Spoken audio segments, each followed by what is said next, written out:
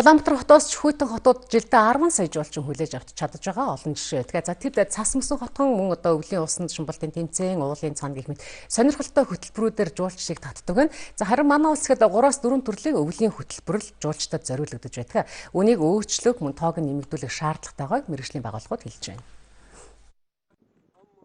Манай улс хоёр бүхтөө тэмээгээр дэлхийд тэргүүлдэг. Дэлхийн тэмээний 90% нь ганц бүхтөө учраас сурталчилгааны давуу тал манайд байна гэсэн үг ээ. Тэмээгээр аялахад хамгийн тохиромжтой цаг үе бол 9, 10, 11-р сарууд байдаг. Энэ мэт сурталчилгааны өнгийг хувиргаж чадах юм бол манай өвлийн аялал жуулчлал хөгжих бүрэн боломж байна. Энэ үйл манай улсад нийт 100 мянган жуулчин хүлээн авчээ. Сүүлийн 2 жилийн хугацаанд өвлийн аялал жуулчлалд эрс нэмэгдсэн байна. Зуны улиралд ирсэн жуулчдын 50 орчим хувийг эслэж байгаамаа.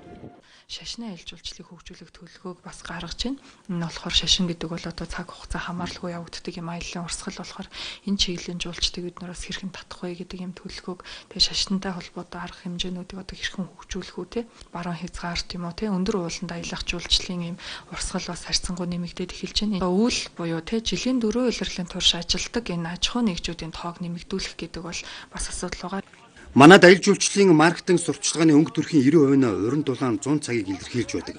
Үүнийг өөрчилж 50% өвлийн аялал жуулчтай холбоотой сурталчилгаа аялал жуулчлалын маршрутыг олон сонголтоор төлөвлөх ёстой гэдгийг салбарын төлөөлөл хэлж байна.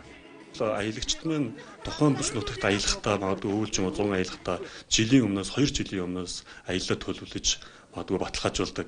Гэтэл магадгүй яг 2 жилийн өмнө 3 сарын 2-3 зохион байгуулагддаг мөсний баярт за болох юм байна гэдээ баталгаажуулцдаг.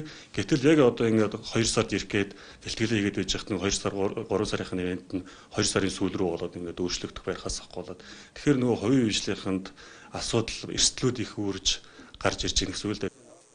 Аялал жуулчлал гэдэг аливаа улс орны хувьд жижиг чулуугаар том чулуу хөдөлгөх хамгийн таатай хувилбар гэж салбарын судлаачид үздэг.